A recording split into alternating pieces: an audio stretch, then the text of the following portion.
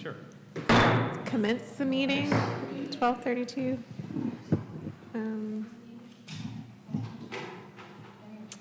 Good afternoon, I'm Christina Rausch, and I would like to welcome you to the April 18th, 2024 Design Review Committee meeting. This is a 9-person committee whose primary function is to perform design review for projects located in one of the city's 3 designated design review areas: downtown, the riverfront, and the new hotel overlay zoning districts. This is a mandatory review, voluntary compliance process with one exception for hotels seeking to skip council review. Hotels taking advantage of this incentive must receive a positive recommendation from the committee. All committee members and staff are participating in person. We are streaming live on our Virtual Engagement Hub, which is accessible through the Virtual Engagement Hub link on the front page of the city's website and also linked on the committee page. You can also watch the meeting on the city's YouTube channel, either live or recorded. I will now take roll call. Jeremy Goldstein is absent. Christina Rausch is here. Catherine Ankaya is absent. Stephen Lee Johnson, absent.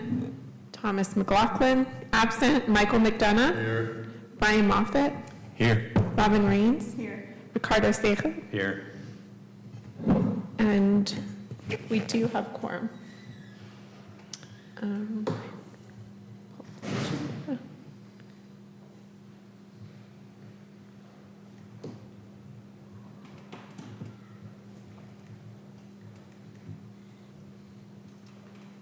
So we are starting our meeting with the approval of the minutes from the March 2024 meeting.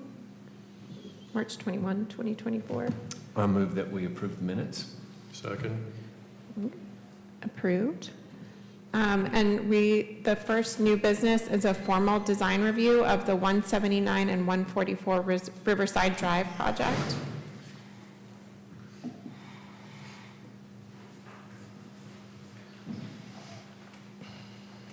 Alrighty. Good afternoon, committee members. Will Pompos with Planning and Urban Design. I will be filling in for Clay Mitchell today. He's enjoying some much-deserved, well-deserved time off. So I apologize, I'm not as familiar as the project as he is, but he's put together a presentation and drafted a staff report that I've been familiarizing myself with the last couple days. So I will do my best Clay impression this afternoon. So,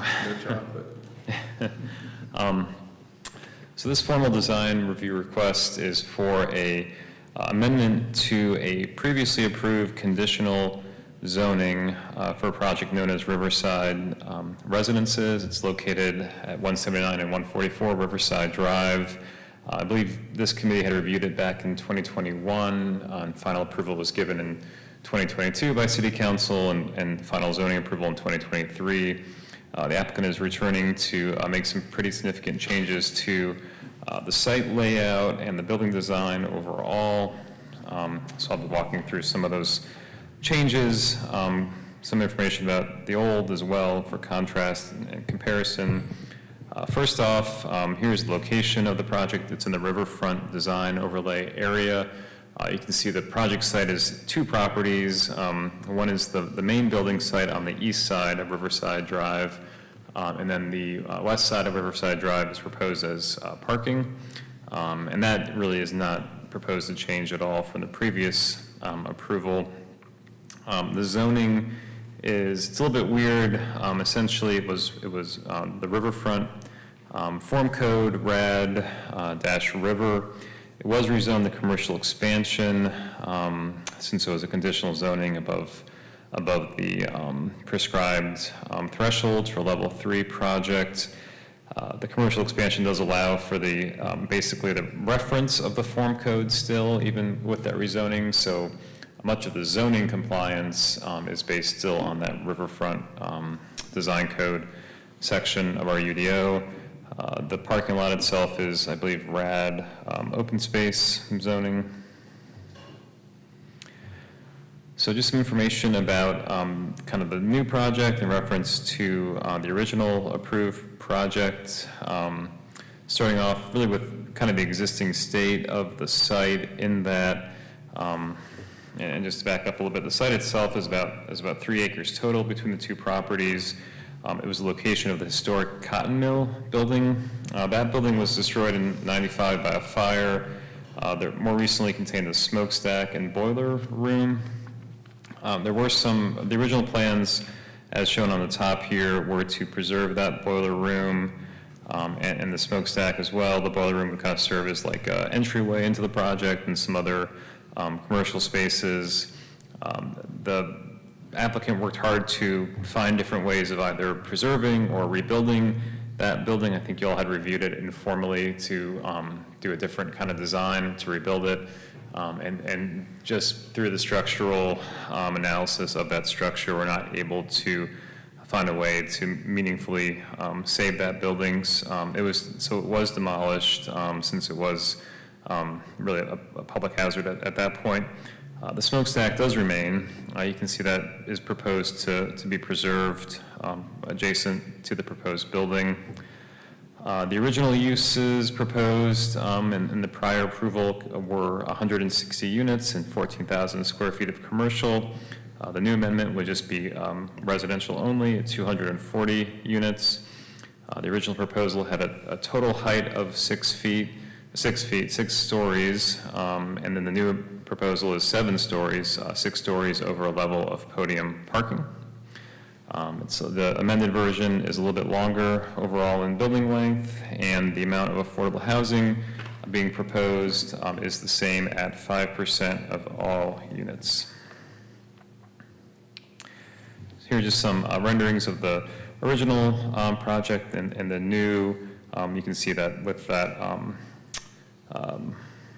that boiler room building gone, the building is kind of proposed just to be kind of longer and fill that space. It's a more simplified design overall.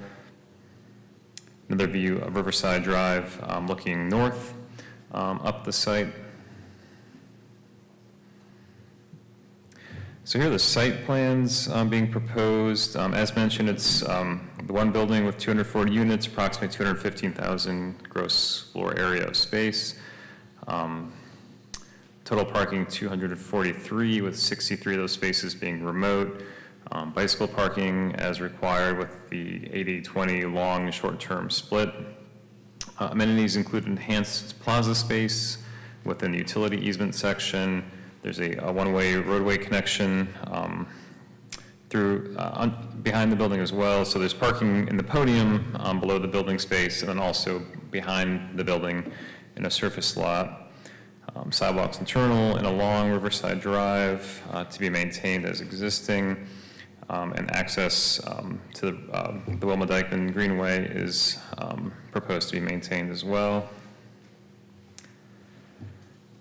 Here's just a site plan showing a little more of that parking arrangement, the surface in the rear, the podium below the building, and then the separate surface parking lot, which is proposed to be of pervious material. And then these are kind of some of the easements that are encumbering the site, which is obviously dictating some of the design and layout of the site. You can see I think it's a 50-foot railroad right-of-way from that railroad to the east of the site, a utility transmission line easement that encumbers a pretty big portion of the eastern side of the site, and then a greenway easement next to the French Broad River in this section. So here are the landscaping plans. There are no requirements for open space or building impact landscaping in the RAD form code. Tree canopy preservation is proposed to be compliant through preservation of existing trees and planting of new ones. Street trees, looking to be an average of 30 feet on center. That would be modified somewhat to be able to retain the existing street trees, which are slightly off that standard.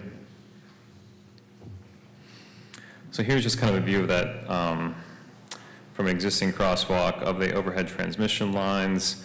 You can see kind of the sidewalk transition that happens in this section that we'll talk about in a little bit later, as well as the planting strip. There are existing bike lanes and street trees through this section of Riverside Drive as well. And then again, looking back in the other direction, from the north looking south on these elements. You can see the smokestack of the existing site here. So getting to the form code details of this project a bit. I know the informal review that we all had for this, I think back in February, there was a lot of discussion about kind of the interplay of the RAD River Form Code and the riverfront design guidelines. You know, I think one informs the other. A lot of this information is kind of informational in a way, but the RAD Form Code is pretty prescriptive when it comes to a lot of these building design elements, and it's kind of a different rule book from other parts of our zoning code for the most part. There are requirements for things like a step back, similar to what's required in the downtown for the CBD zoning, where a 10-foot step back is required at the second story. This project is seeking a technical modification through the conditional zoning process for that requirement. There's also required 8-foot wide sidewalks with a 6-foot wide planting strip. Along the eastern side of the site where the building is located, the existing 6 feet wide sidewalk and about 2.5-foot wide planting strip would be retained. And on the western side of the site, there's an existing 10-foot wide sidewalk with trees and street trees and grates, and that would be retained as well. And those would be technical modifications to the zoning, as well as the height, which exceeds the allowable height by a couple stories, and about 20 feet as well in overall height. So in conjunction with the form code, what's I think really driving the review of this project from you all's standpoint is the River District Design Guidelines.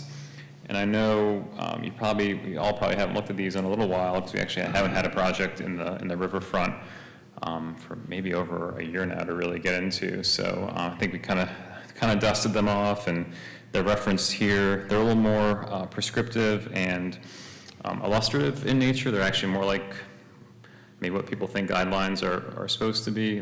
The downtown ones are very prescriptive, whereas these ones are a little more gesturing, I suppose, in nature.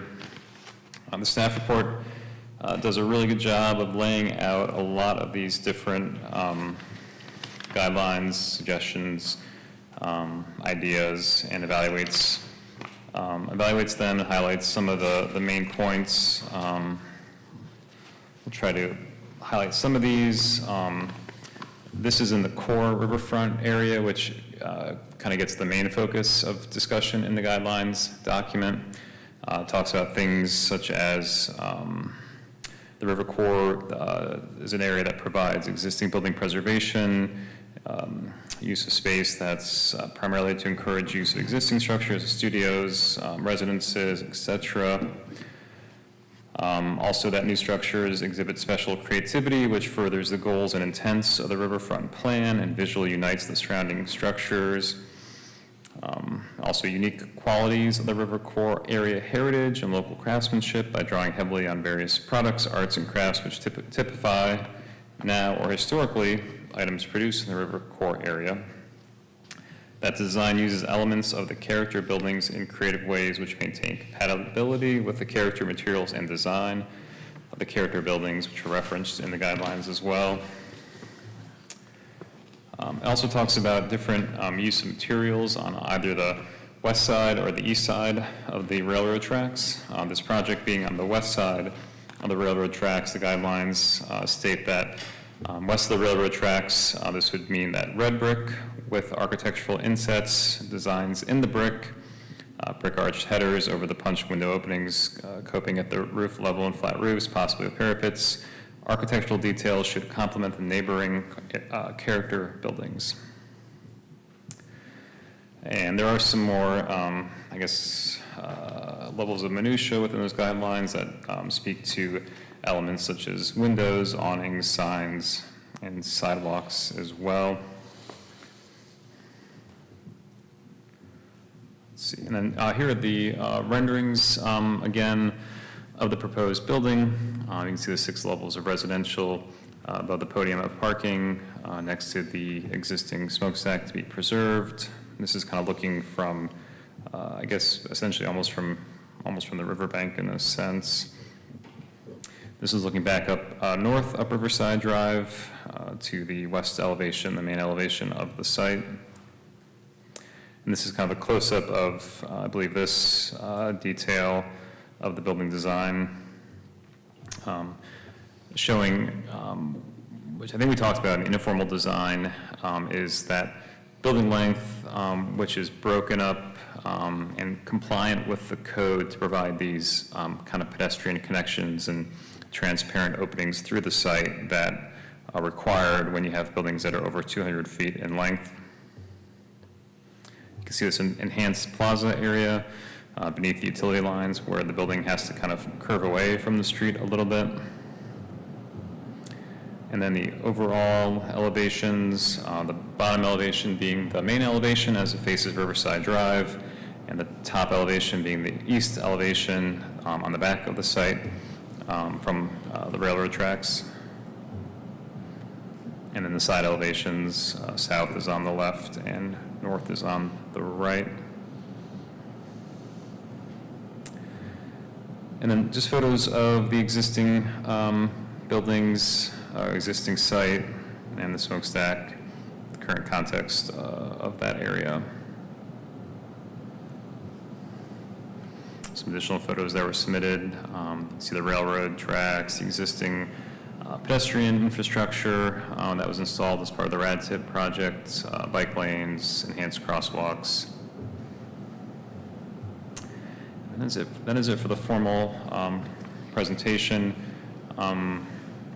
So I noted that this project was reviewed by you all back in February. It was also reviewed by the Asheville-Buncombe Riverfront Commission in March. Some of the main discussion points out of that, I think our 2 riverfront reps are not here today, so I'll try to relay a little bit more information as captured in the staff report. Were some concerns about the building's design, the choice of materials, the consistency with the design overall, a request to consider more affordable units and working with different city programs to try to leverage or fund that. Let's see, overall concern about the height and the aesthetics of the new design and whether it fits the character of the RAD area. Public access that can be preserved and the greenway access should not be disturbed, and that an additional crosswalk should be considered. And then there would be more support from the commission overall if it was going to be a mixed-use building and if the design was more consistent with the existing area. So that is, I believe, the gist of my presentation. The applicant and their team are also here today. They have some more information they could share with you all and answer any questions you might have as well. I'd be glad to answer any questions you might have as well. Great. Thanks, Will. You're welcome. I'll go ahead. I've got one quick question. Yeah. Are the only 2 additional conditions in this amended application the building number of stories in height, or are there others from the previous? As far as the modifications to the zoning or the changes in the first application, Yep. there were a few in the CZ that were approved. Mm-hmm. There were some technical requirements and modifications Okay. that we agreed to. Yeah. That were agreed to. Yep. And I believe that there are 2 additional requests in this amendment versus the other one, and it would be the height and the number of stories. Is that? I believe. Am I capturing that correctly? I believe so. We could double check the ordinance. I can't say for certain. I think. Because I thought they well, I mean, there's a couple of small things in here.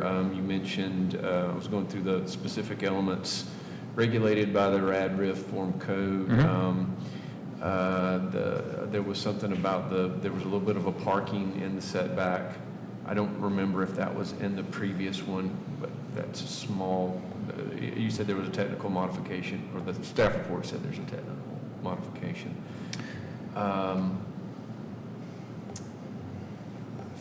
The only ones that I could see that were new or requests from the applicant in this amended application would be the height and the number of stories from what was previously submitted. Gotcha. I'm trying to pull up the existing conditional zoning. We could look at it if we wanted to. That sounds correct. I know the previous design was 1 story less in height than this Correct. new design, which I And it was think just a is- few feet shorter. I think they've decreased the floor-to-floor height. I don't remember what the exact height was. Yep. We can pull it up. I think I got it right here. So this should note any of the modifications needed in the project conditions. Let's see.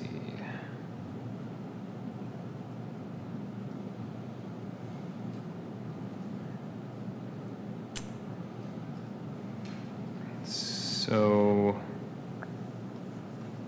let's see, I believe these are the modifications here, except as allowed by the city code, or as follows. Can you go back up to the breaks in the building too?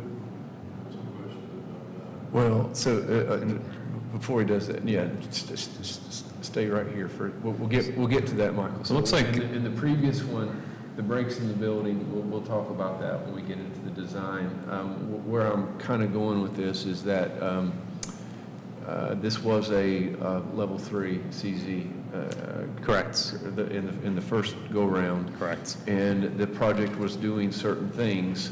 They had a green roof, they had multiple features that were part of that proposal. To the best of my knowledge, nothing has been, no additional type features have been provided, but they're asking for more. In other words, I can't see that there are any, I'm trying to do a check, like, you know, if they were asking for this much and got this much and gave this much to get this much, now they're asking for a little bit more. I'm just trying to make sure I've got that all in my head. Yeah, I mean, it's probably We're- something, And we're design review, by the way, so we're not part of that negotiation. I'm just trying to make sure I Yeah. understand all the stuff that is being requested in Yep. addition to what was requested last time. Yep. And if there's anything that was requested last time that's not being requested now. so, Applicant might know that too.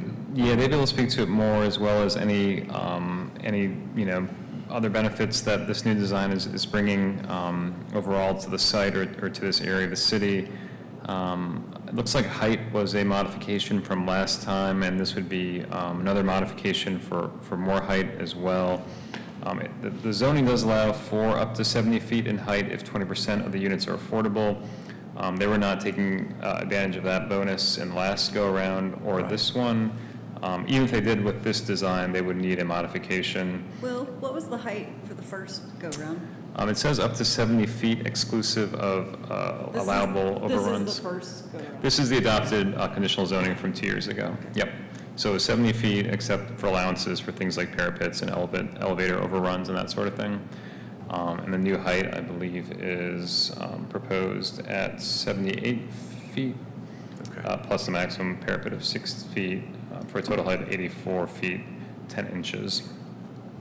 Our analysis of the new design is that they would no longer need the modification for the required pass-through openings for a building over 400 feet long, that what they propose is compliant with that. So I believe that modification could be dropped in the new conditional zoning. Well, so I could be wrong, but what I remember, what we talked about last time is that it did not meet they still had to get that technical modification because it did not have it did not meet the language, but we decided it met the intent of the visual break in the building. Yeah. decided that in the original. In the original, when we Okay. did this in 2020 or 21, Yeah. whenever we did it, is that, so we supported the technical modification as part of the CZ to allow the building to exceed the 200-foot length without the breaks, because even though it didn't have the break as defined in the guidelines, it met the visual intent of that. That's what I recall. So that's probably consistent with how it's being viewed now overall, I would view that, the same. assuming if we can, yes. Okay, okay, no, that's good to know, that's good perspective. So that one may remain as well. We haven't drafted the project conditions for the amended conditional zoning. Okay. On that track, just number 15 there, as part of the previous approval, it included 3 green features, and I'm guessing those are no longer, well, obviously, one of them's not there. Well, it doesn't, in number 14, it doesn't include that anymore. Correct, yeah, these would be modified, is my understanding. I don't know if it has a green roof, so we've lost some of the incentives that the developer included in order to get the previous review, I think is where Brian's going. I agree. Thank you. Yep, and this new conditional zoning that would be needed, it gets a little bit gray area. We're not the planning zoning or BOA here, but if we, just to kind of nerd out a little bit, is that, some projects retain their vested rights with these rezonings, but this project, I think, is so substantively different that they would need, new modifications to some of these. So even if like 18C was, is vested as part of the existing zoning, I believe the fact that they're seeking a major amendment to the conditional zoning in a manner that's changes the design so substantially, it would have to be reconsidered by itself with the new design. So I think it's helpful to see what was approved before, though it doesn't necessarily impact. I mean, even when I modified a CZ and had to come back, we still had to go through this whole thing. And even if we Right. could copy and paste almost everything, except for the one thing we were changing, Right. it was still a new CZ, it was still a new ordinance. Right, that's correct, yeah. If Okay. it's, some projects, I've come to understand that if it's a very minimal change, but still requires, like if it's the same exact, The UDO allows the director the ability to approve something within a CZ. Right. There's like even like a 10% thing in terms of the area of the building or something like that. if it doesn't, increase the impacts or the height or the impacts of density and that sort of thing, yeah. So this is obviously not that, which is why you all are reviewing it today. And it'd have to go to Planning and Zoning Commission and City Council for final adoption as well. And Okay. yeah, we're probably too much in the zoning weeds on this, but I think it's helpful to understand what's currently approved, what the former design consisted of, what the new design is, how the site has changed, the mill building is no longer there, and how that's impacting. So thank you, Michael. Where I was going is that there was an approved CZ that had a list of benefits and it had a design associated with it that, and then there were these technical modifications that were tied to that. This proposed design has a list of benefits, and it has these modifications, I think, plus more, if I'm understanding it correctly. Yeah, So it would require the building length to be over 400 feet, well over 400 feet long without pass-through openings. The fire lane access is no big deal, but it's where before it was allowing a 70-foot height, if I heard you correctly, 78. The previous one was 70 with overruns for parapets, elevators. This is 78 with a higher Correct. parapet, as well as the number of stories. Okay. And the step back at the 2-story elevation height is I think a new modification as well. It was not included in the original CZ. Doesn't seem that it was. I don't know if it was missed or if the old design was compliant. The old design does have an element of that kind of base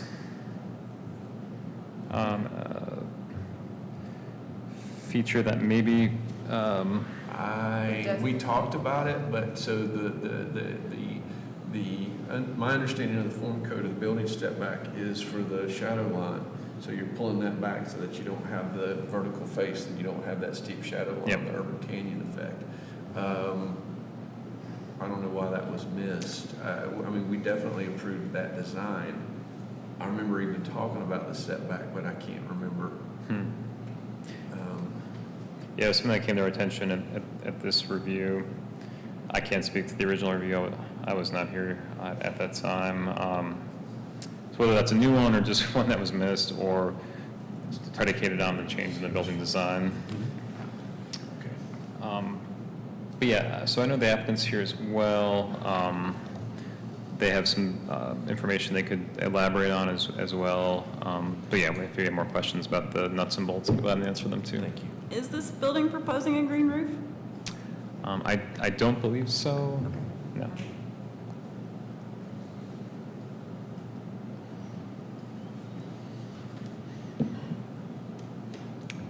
Would you like to hear from the applicant? Yes, Okay. let's hear from the applicant, and then if the committee members have any comments. Okay. So Kristen sent these slides over yesterday. So I have them pulled up here. I don't know if there's any information you want to elaborate on or, so I can do this up. So this is what Chris sent. If you can scroll through with the two fingers on the scroll pad, it'll get you through there. Well, thank you very much. You're welcome. Good afternoon, everyone. I'm Peter Alvarez. I'm architect with MHA Works. We've all met before. But I'm the senior project architect working on the project for the client, and we're here today to present a modification to the previously approved conditional zoning for the building at 179 Riverside. It's our opinion that we have worked on this project diligently to adapt it to current needs that the owner has found as part of wants and needs from the community, specifically more residential uses in the River Arts District and less commercial. So the driver of the project that you're looking at now is mainly a change in program to allow for more residential units of various sizes on the site. The impact, we believe, will be much better for the community to have more residential living opportunities than more retail space currently. Our presentation today is going to concentrate on our preferred option, but we are looking at a modified option that we would like approval of as well, because we are still looking at some feasibility of different types of systems for the building before we make a final decision.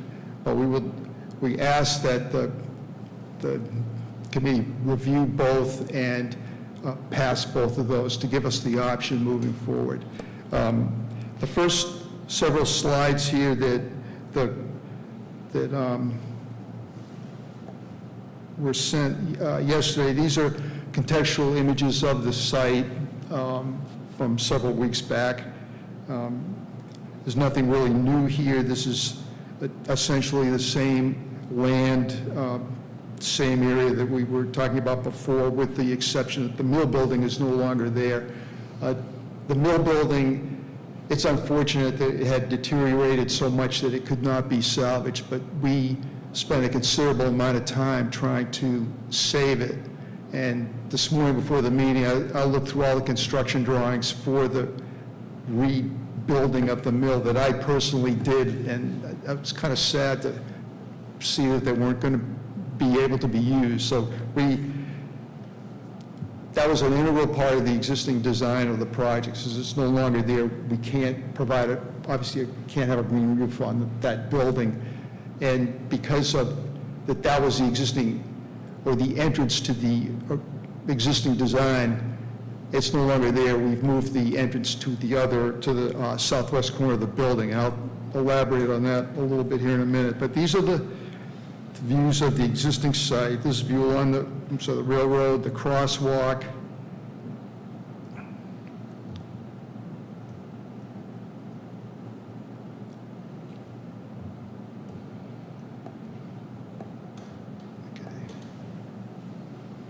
Oops. All right, this is part of the site plan. Oops, I'm sorry. I have a little trouble here with this. Where's the zoom in here? There's zoom at the top, but Yeah. yeah, on that ribbon, the black ribbon, yeah.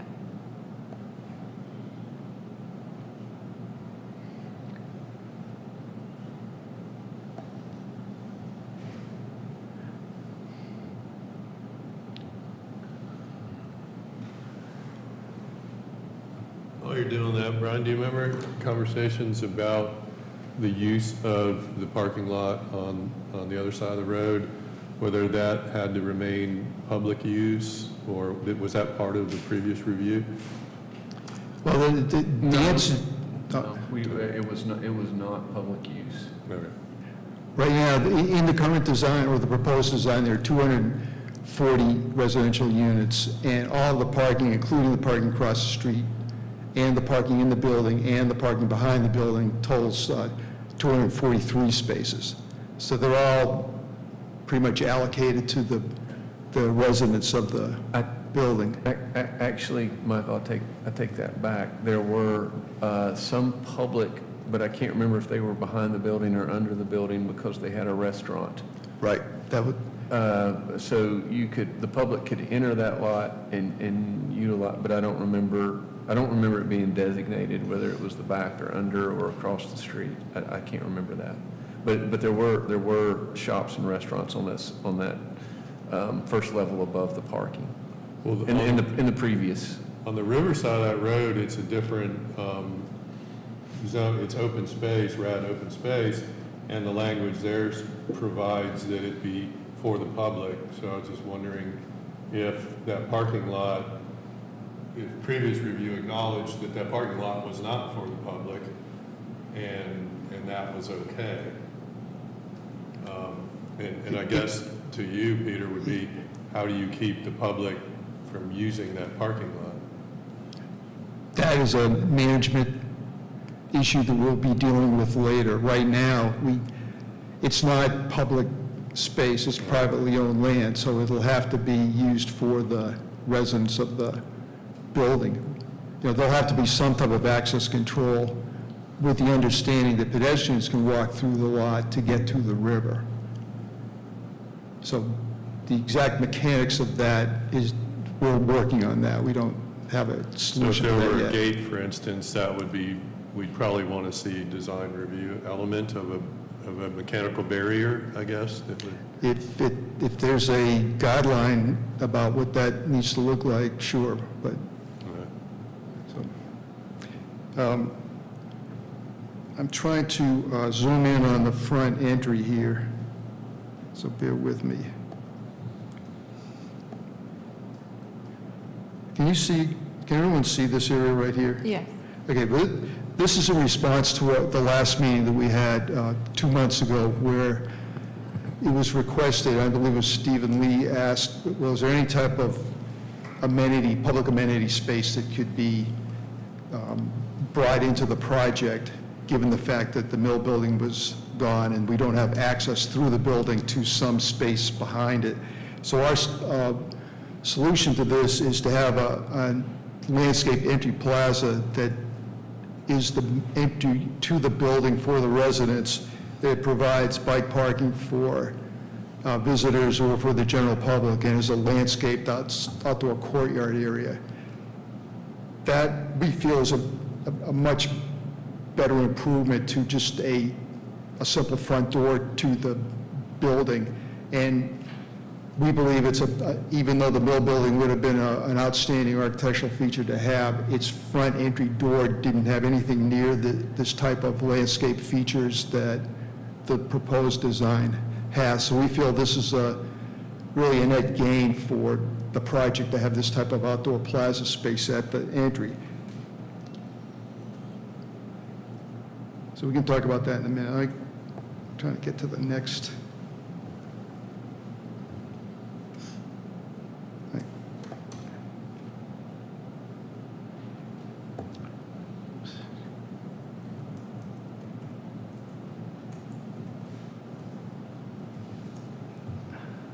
Making me feel good with your navigation skills. This is not easy. I think this slide talks, well, this is the overall site plan. We've already discussed that. And we can go back to that in a minute, but I want to go to the next slide and reiterate the site conditions, because I think this is important for review for everyone here about why the building is shaped the way it is and why it hasn't changed. And where our position is that, yes, we are making changes to the prior conditionally zoned approval, but we're not changing the footprint of the building other than substituting out the area where the mill building was. But in the, in this area here, that's the right-of-way for the railroad, which greatly impacts where we can build. And this is the easement, the utility easement for Duke Power. Now, the step-back issue, I think that's something that, I don't see it really as an issue here, because by virtue of the southwest corner of losing all this property, we've greatly exceeded the setback requirement.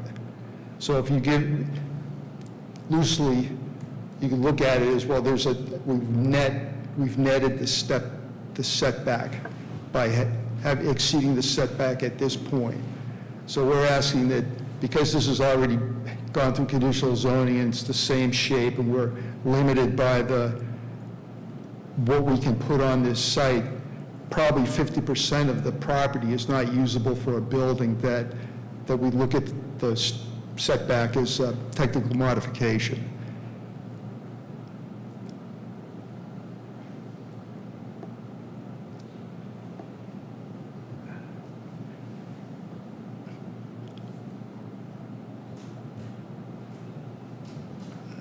I'm kind of glad that our easement's there. I think that little bend in the building is Gives it character. one of the strongest Oh, yeah. form gestures going. Mm-hmm. Yeah, we agree with that. That opens up the space for the front entry, and I think that makes the whole entry sequence much nicer. I found the mouse, okay.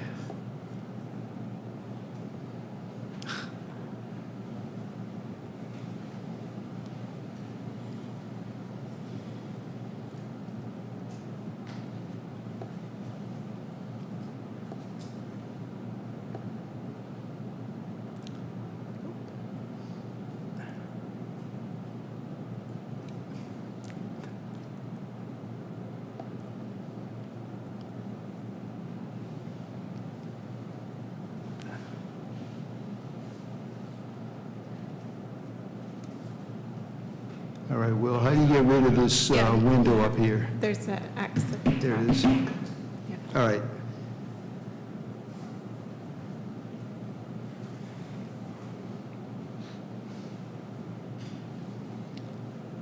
Okay, this is,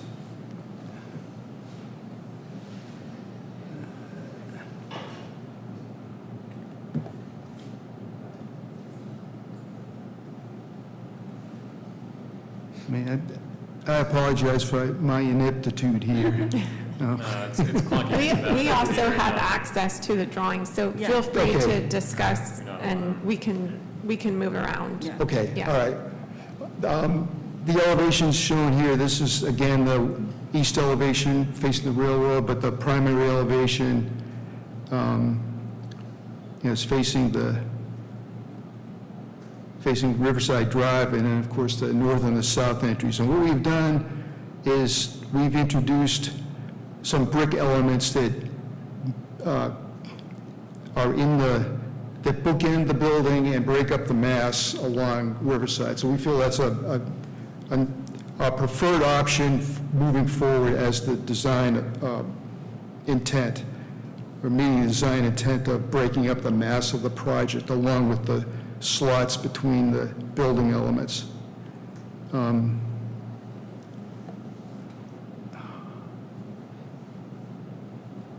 Well, this is, Actually, while you're there, well, I want to, well, I'll go back, Mike. I was going to talk about these are the sections through the slots, and you can see where the two monumental stairs are. There's glass partitions on the west and the east face of that space at what would be the second level. So that is our interpretation of the visual passage through, and that was part of the conditional zoning approval on the prior design. So we haven't changed that, it's still the same. So there's no stairs. If you walk up those stairs and then you enter through the glass doors, and then you want to go to the parking in the back, where do you go? You don't do that because anyone coming in through the front of the building, that has access control. So Right. anyone living there they'd either walk around, there's a passageway through the parking garage, or they would go to the elevator and come down. So if you're going through this door, you're really just entering the building to go to your unit. Correct, yep. I see. on the second building section to the right, which doesn't show balcony, or maybe it does show a few balconies, there's no dimension for the inset. Can you tell us over those slices? Yeah, how deep it is? Yeah. Above the first level? Well, It's how far is it set back from the adjacent frontages? Has to be over 10 feet. It's a 10-foot, It's more than 20 feet. yeah. The More than depth of 20 feet? pushback. The depth of pushback from the start of the stair to, No, From the Well, facade. from the facade, which is aligned with the start of the stair, Yeah. to the door that to enter, right? Or top No, of the- no, above above. it. The units that are over the stairs, how far back are those recessed units? And you're showing it in Yeah, section, those large balconies that are above. Yeah, how those deep are are generally 15 by 15. It's actually a little bit more than 15 feet back. okay. So the form wants it to be 15 wide by 15 feet deep without the deck. It actually wants that slice in the building, the break in the building to be set back 15 feet. Sounds like you're doing it, but then you're pushing a porch out into that space, which kind of obscures the break. Y'all following that? Okay. Yeah, Just and- to clarify, those large balconies are, there's only two of them. So there's one on the, if I remember correctly, the level 2 above the parking Yeah. level, and there's one on the level 4 above the parking level. So they're not on every level. Looks like every other level. Yeah. And Michael, they were in the original design. So So- from my reading of section, what is this, 7826, under U, and then 1A, number 2, it says, "A direct pedestrian connection on top of the parking podium is provided from the front of the lot to the rear or to the intersecting alley or street behind." So even with the glass partition, you're saying that doesn't exist? There's No, it can't be. It's a security issue. It's, Well, there could be an access that was only for the users of the building, right? Directly through, well, it could, but you can get up onto either one of those spaces and go to an elevator and come back down again to get to the parking. And that's how we solve the access issue for the residents in the building. and what is the access issue? Like, Security, just, so there's a project, I don't know if you're familiar with Radview Apartments. It's not, it meets this intent, but not because of the length of the building, simply Right. part of the design. And it has a pass-through from the front of the building to the back, to the parking lot. And I think they've seen great success with that project, and actually enhanced, without, if that project had security on both ends, I think they might see more issue creating a space that was used less, whereas now they have pedestrian activity and walk-through. So I just, Well, if I understand correctly, it's a different type of use, because in this building, the whole property is for the residents. There's no other secondary use behind it that would be publicly, that would need to be publicly accessed. that's correct. There's different uses, but I disagree in that I think if that whole building was residential, it would be the same case. And I don't know the name of the other project that's across from New Belgium that has the same, theirs is an access to a courtyard. Yeah, that's our project. But that's not a courtyard that's accessible to anyone else other than the people living there. And it's the way it's But benched is it into. secured? I was It's- there a few days ago and I. Yeah, couldn't see. it's not, it hasn't, the issue didn't come up with our client on that. Well, I think that's telling as well. Yeah, well, it's a much smaller Sure. project, and we've been asked by the client to make this as secure as possible. They're very concerned about that. So that's what we're showing is a direct response to that concern. I understand that. I just want to point out that I think that concern is not meeting the intent. That's just my, Agreed, I think that's going to be a big sticking point. I think those breaks are to keep these buildings from being dams between what Right. happens on the railroad side and what happens on the river side. And those are kind of weeps that allow people to pass through, and it's not here, so. Right. Well, again, I think the intention of the code was that this would be implemented into long buildings so that people could go from one street to another street to another use. That would be the whole reason for that. It doesn't make sense that the code would have been written to have this slot through the building for the people living there to walk up and walk back down, with some exceptions. But if you're looking at strictly a security view of this, and the fact that there's nothing really beyond other than the parking lot and the railroad tracks, and that we have a concern about security, we're asking that we're the best we can, we're trying to meet the intent by having it be visually accessible and having it have the slot and the break and the mass of the building.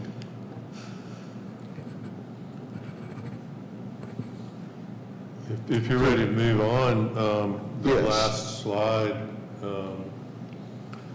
I think that pedestrian plaza at the southwest corner is a good improvement from the last time you were here.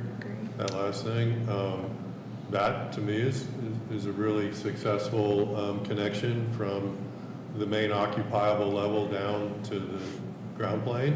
What is the space on the second floor to the right with all that storefront, with all that glass? What is that? That's resident amenity area, there's a gym and sort of a lounge type space. Why doesn't that transparency turn the corner? It just seems kind of odd that you're trying to connect it, and then to the left of that, you go into units, right?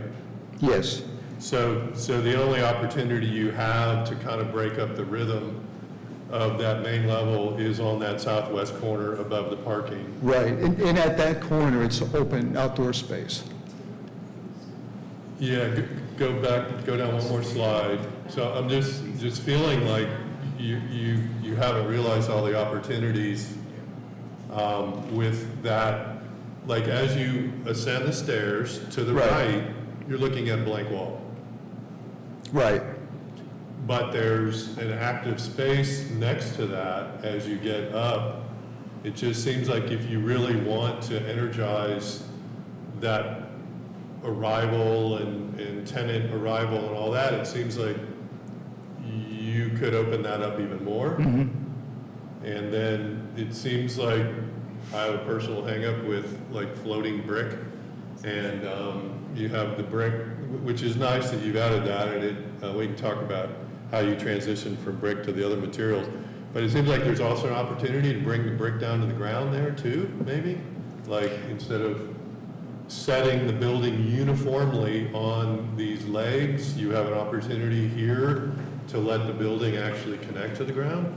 That was, I also feel like the brick is floating. I'm glad you brought that up. I wish that in more places, the brick came all the way down just to give it more of a grounding feeling, because it does feel like it's floating. I have a comment about that because you guys have brought it up a couple times, but brick can't actually support, I mean, you need concrete podium to support this. Right, but the brick visually, I feel like the Right, brick also can't float. So, yeah. May I have a response to that? Yeah. Hey everyone, I'm Josh Singer, I'm a project architect. So I'm working on another project, and our intention at the moment is to use a thin brick rather than a regular standard cavity wall. And so on this other project that we're also using thin brick on, I have spent extensive time exploring how thin brick can interact at the grade level. And unfortunately, you need a gap that would be aesthetically unappealing of, I think it's a minimum of 2 inches. Usually they want to see more than that. So the idea of bringing brick down, while I personally like the idea and it's been explored, I don't think the execution at the end of the day would be aesthetically pleasing or beneficial to the project. Because you're saying the brick would stop 2 inches above the sidewalk, though? You can hide that.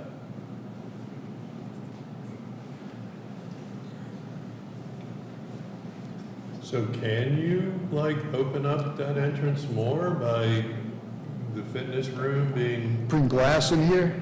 well, it's Yeah. it's a kind of a dark hole. That's expressed. Yeah, I don't know. Anyway, The transition. Well, let's come back to that. Okay. Michael, I'm going to broach the next subject here, that what you see is our preferred option with the brick, the ends and the way the brick breaks up the mass. What we're asking for as an approved option as well is to keep the same base of brick for basically the second and third level all the way around, keep the same entry plaza. But we're asking that as an option to be approved would be to have the entire upper 4 levels of the building be fiber cement without any of the brick. And the reason we're asking for that is we're still looking at the feasibility of different types of structure systems for the project. And we're not sure yet what is going to be the best one, the best fit. And it may, do you have a view of the whole building with that option? yes.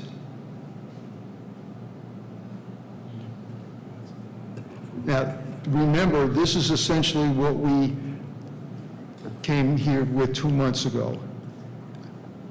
And we haven't changed any of that, but we've called it our option B. Our option A, we realized or felt that it would be a nicer look to have more brick on the project, but we also realized that it may not be feasible, depending on what type of structure system we end up going with, to have these brick elements. So we're back to what we had talked about the last time, but what has changed is essentially the pedestrian entry plaza at the southwest corner of the building. So in both options, the second and third floor have a brick band, but in one option, you kind of articulate the corners with more brick. Right. And this one, we're just keeping it similar. Because of cost? Feasibility. We're looking at, it's going to depend on what type of building system we use. Is this the color that you're going to use for the fiber cement? We don't know yet. I mean, we've talked about this sort of bluish-gray color, but we're not going to make a final decision on that until we build a sample panel Okay. on site. And we have some samples here of, I can pass around.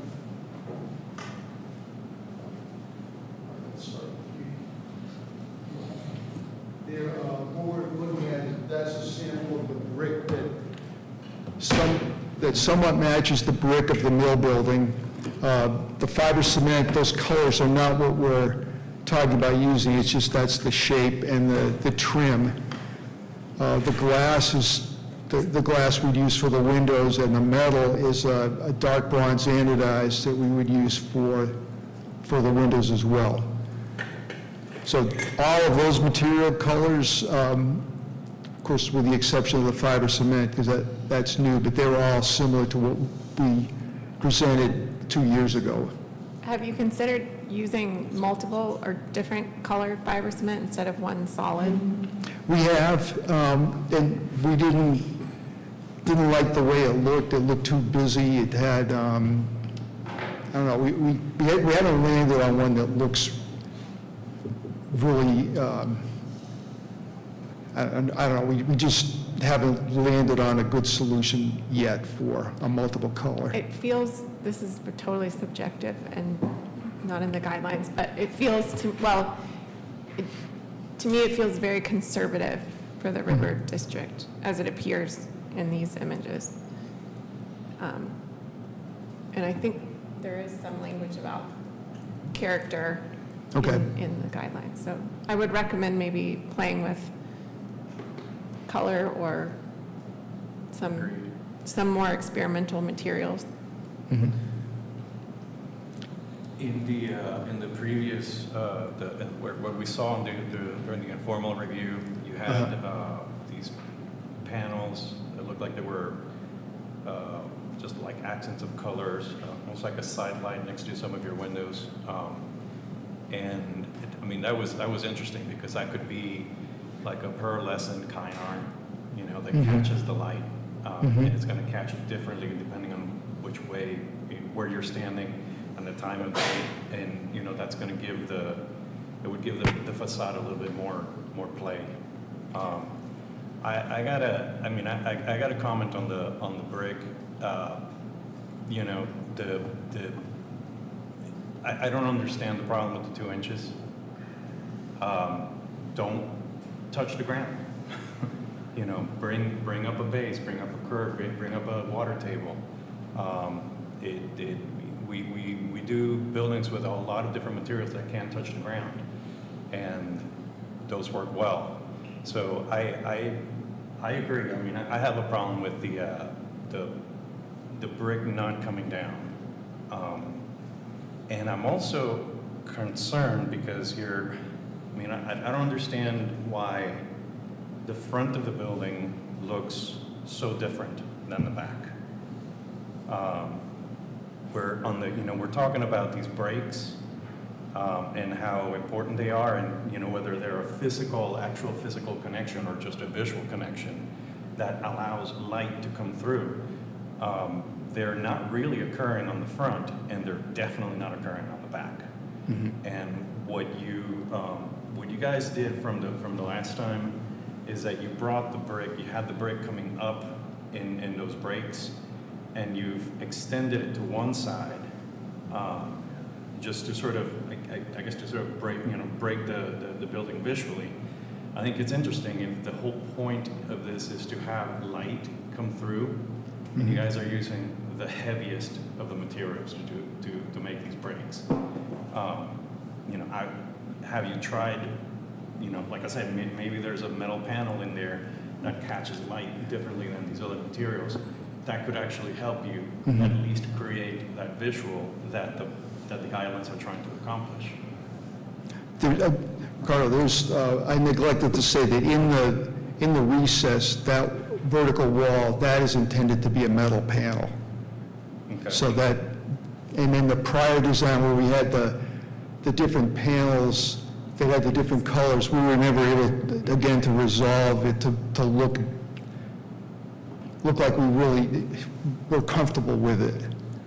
But in the recess, that wall is intended to be metal on both of the recesses. I'm also going to make a comment, and here I'm speculating, but when Stephen Lee was talking about that plaza, I think he was trying to make that more of a public amenity or something that the public could use, or, you know, am I wrong about this? Because that's the impression I got.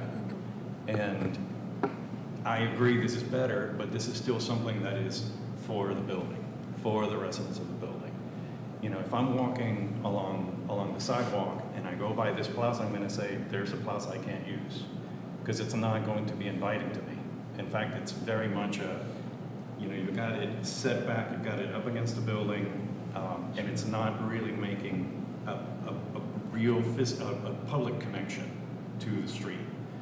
So I think I have a little bit of a problem with that. To answer that, I understand what you're saying, and the one thing I'm worried about is the easement requirements for Duke Power, because we've extended the plaza as far as we can and not gone into the easement. So it may be the only thing we can do in the easement is just have a landscape without anything that's structured. They're bad about cutting stuff down. I mean, But isn't, but it's to your point, that there's no reason why we can't study that. well, I mean, that plaza that you have right now is mostly within the easement. Yeah, I think he's saying you pinched the connection Yeah. between, you created a space and then you have a public sidewalk and you pinched it so they're not actually engaging. There's no, it's not connected to the public, and anybody walking by is going, it's actually, it's not going to feel inviting. And it's not making that connection to the street. Okay. It's creating a really nice place for the building to land on the ground plane, where you're coming out, you know, entering or coming out as a resident, but it's not providing that public facility, not facility, but feature that I think Stephen Lee was talking about. I think that's what Okay. he was trying to get at, is it was more of a connection to the public and actually providing a feature that the public can actually utilize. But I mean, Okay. as far as the easement, I get it, you can't, there's only so much you can do. Yeah, But what you have is almost completely within the easement already. right, but it's, again, there's an issue with how much we can really push into that. But I think he's just talking about paving materials, just a space. Right, And but, it's not like building a lot of stuff. Right. It's just connecting the building all the way to the sidewalk instead of creating a forecourt that's disconnected from the sidewalk. okay, The current size of the plaza is based off of calculations I was given from our civil engineer on how much impervious pavement we can add to the site. So we are limited by that number as well. Just use pervious pavers. Well, I have a few comments. One, I feel like the building is a little too close to the tower silo thing, and I would worry about it being undermined. I'm sure that but yeah, it feels a little close. right. From a design perspective, Yeah. Yeah, it does. It feels like it's not giving it much to breathe. either engage it or stay away from Yeah. it. And I'm gonna offer a suggestion that the blue fiber cement area could be set back. And then maybe those units that are shrunk in size could be affordable, and then there could be 20% affordable. And then the height requirement would be less of a pill to swallow. But that's not your decision, I get that. But I think the building needs a setback or something to give it a little bit less of a monolithic character. And if those could be set back in the affordable units, which if we're gonna add residential units, because Asheville needs them, Asheville definitely needs affordable units too. So that would, I don't know if that would work with the pro forma, but Robin, are you talking about at the chimney side, just pushing that in back? I jumped from one to the other. Okay. This is separate from the chimney. This is looking at the front, all the fiber cement portion. Right. Above the brick. Right. I'm looking at it with this, the Right. bricks. And if all that could be pushed back a little bit, I mean, even 5 feet instead of the 10 feet. Even if those units shrunk in size, maybe those could all be affordable to get to Basically, the the depth of 20%. the depth of the balconies. Yeah. Just so that those Yeah. balconies are. Set it, Yeah, You know, so that at the third floor balconies are basically.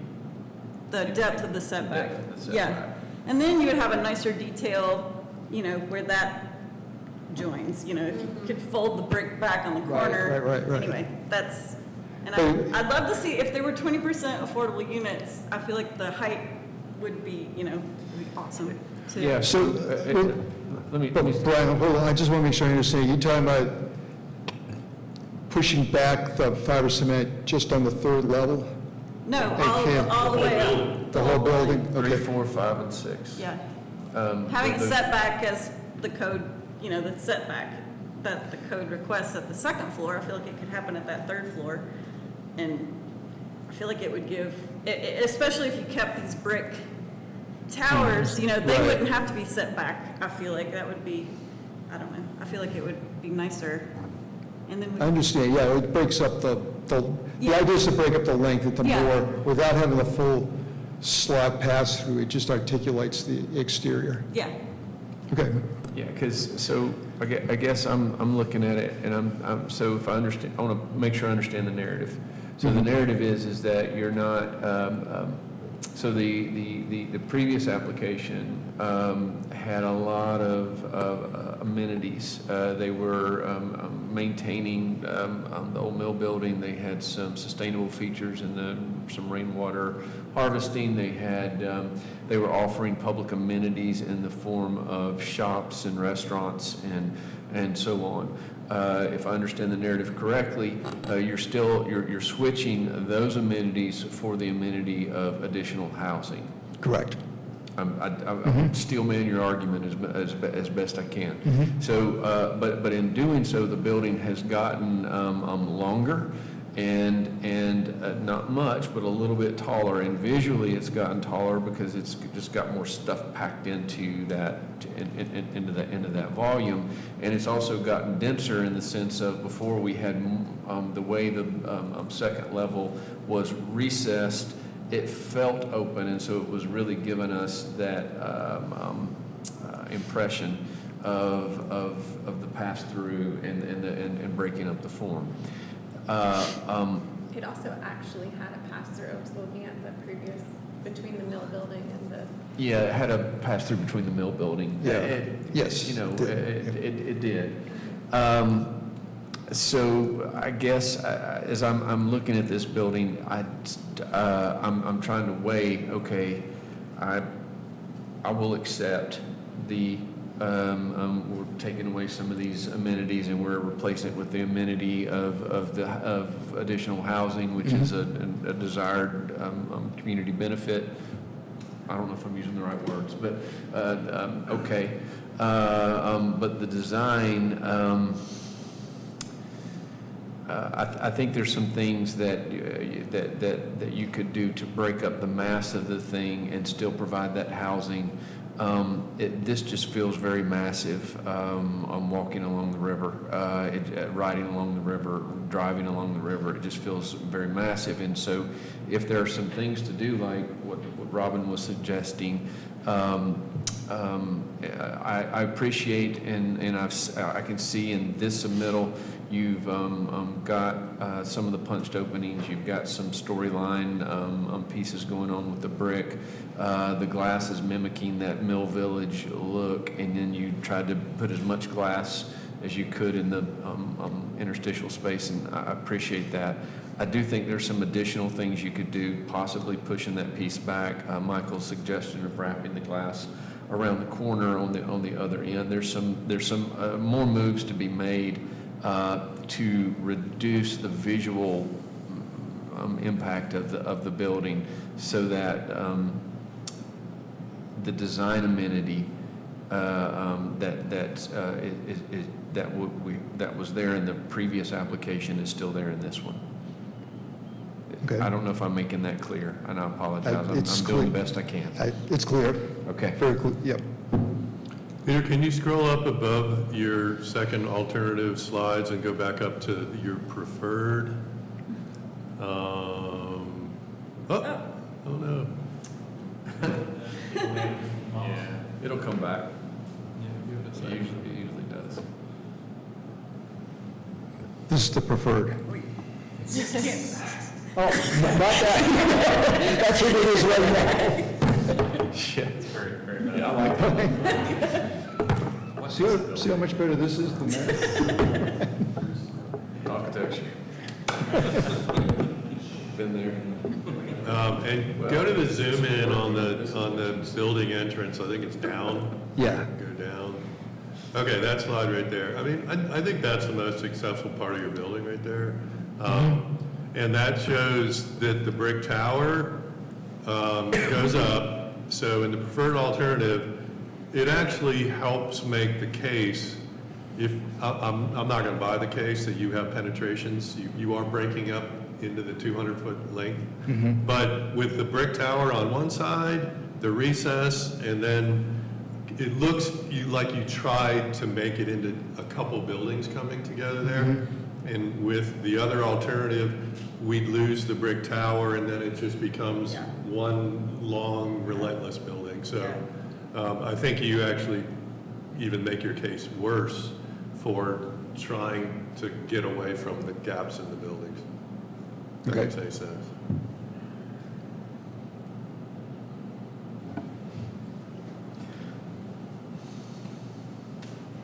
And that rendering, it almost looks like you can see, like when you go up the stairs, slide down a little bit, it almost looks like you can see through the building when you, Yeah, you can. so there's not a unit on the railroad track side there. There's Correct. glass, but it's There's glass. not Yeah. accessible. It's not an Yeah. entry. Well, just not to beat a dead horse here, but there will be people living on Robert Street above this building, and they're looking at the backside of this building, and they want some sort of connection to the river too.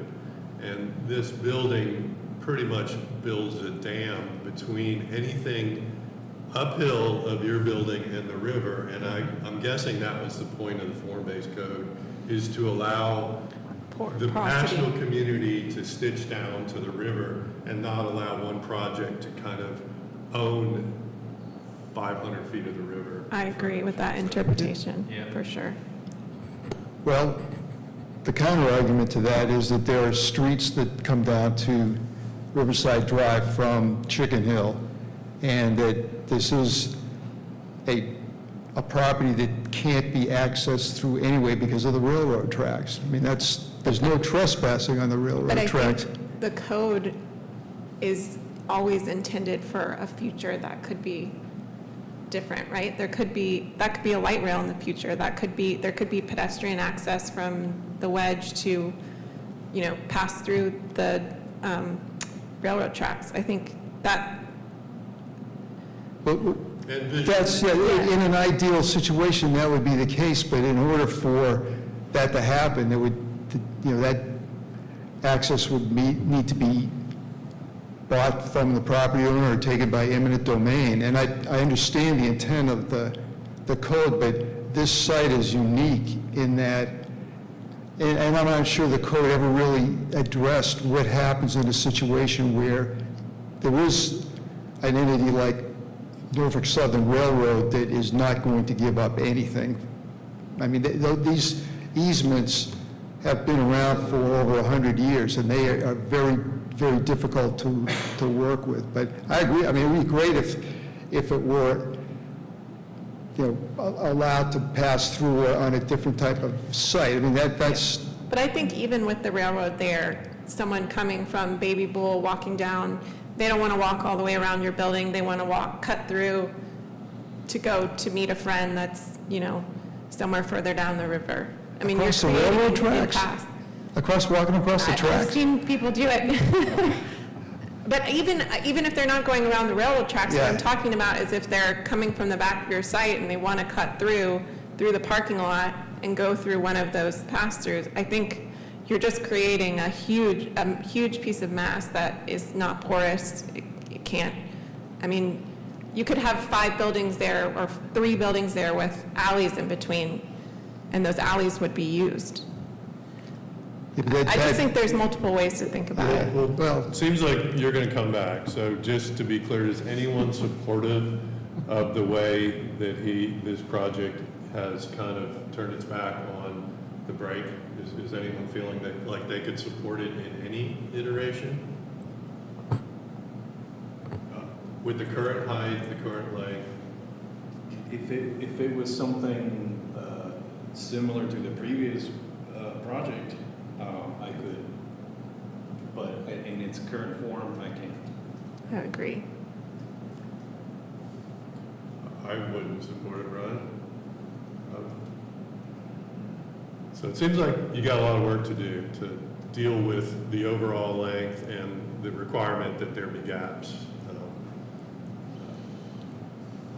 okay. Trying to think going back to the, and I understand all of your concerns. I'm not trying to, be objective or object to any of them because they're all well thought out, but it seems that when we came through for the original design review informal meeting, we talked about a lot of these things. And what we're bringing to you as the preferred option is actually better than what we showed before. And I know that there was questions about how the gap works, the accessibility. We were asked to provide some type of public amenity space as an option, which we feel we have with the plaza, and that we can enhance that. We can make that bigger. We can make that better. But the option that we would like to do is the one with more brick. But we realize that the feasibility of doing that is questionable right now. The second option that we showed is exactly the same one that we brought through the last time. And we didn't really, unless I misheard, I didn't hear any objection to the mass and the size of it. The only thing that's really changed we deleted the colored panels because we couldn't resolve how that would really look, how that would work. Would that be, would that look like a gimmick, or would that be something that would be perceived as being something that's well thought out? So we can address that, but I feel that we've come back with responses to what we were advised and what were discussed from the meeting 2 months ago. And now we're looking at a situation where there seems to be more things that need to be looked at. So if that's the will of the group that we do that, we're certainly willing to do that. But I think in an informal DRC meeting, everything should be out on the table, and the decisions that are made and the requests that are made, those should be what sets the context for the final presentation.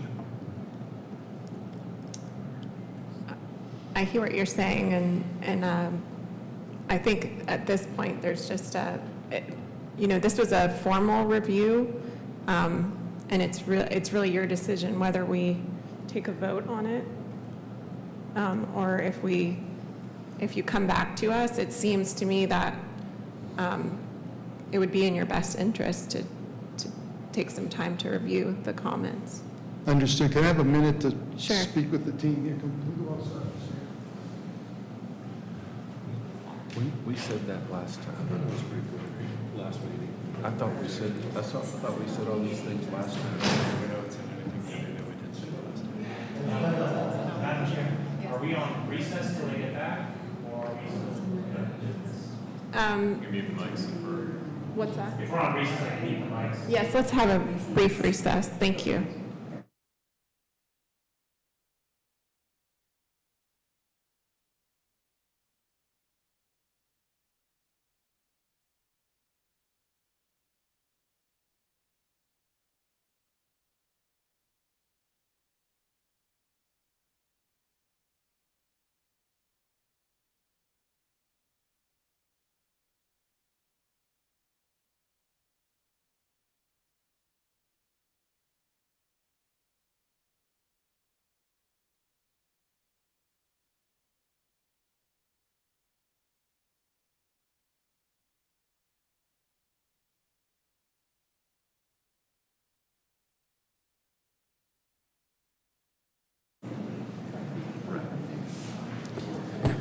Okay, we would like. Let's commence, 1 second, Peter.